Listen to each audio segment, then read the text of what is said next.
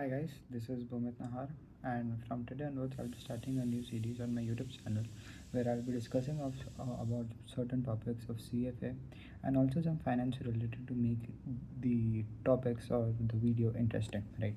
So let us start. So today we are going to study a new topic about corporate issuers, where we are going to study about the topic of credit mechanism, right? So credit mechanism is where it is divided into many parts, right? Credit mechanism. So the first part that we're going to study today is about the bond indentures, right? So what are bond indentures? They are the legal documents that tells the bondholders and the bond issuers the right and the obligation that they must follow, right? So those are known as bond indentures. Bond indentures are further classified into covenants. There are two types of covenants, that are positive covenants and negative covenants, where, as the name suggests, they tells us the positive or the negative things that the company may or may not the company must or must not follow, right? For example, positive covenants are the rules that tell the company that they must follow, and negative covenants tells us about the rules they should not and never do, right? Next is we'll be studying about is collateral, right?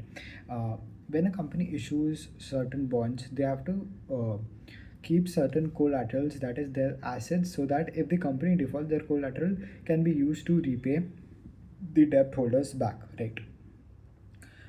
Then we're going to study about trustees, right? Trustee act as a guarantee. If the company defaults, the trustee would come in between and pay the bond holders, right? So for example, if company A defaults, the trustee will become a guarantor and make sure the debt of the bond holders would be repaid as and when needed, right?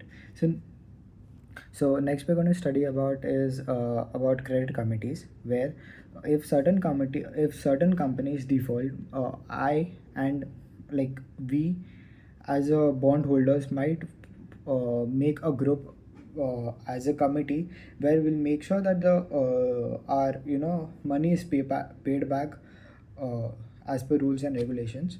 And certain companies or certain countries, sorry, my pardon, some certain countries also have certain rules where such committees has to be formed when companies default.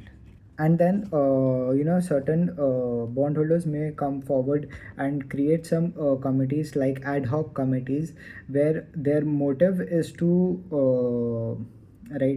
to perform in the best interest of all the bondholders.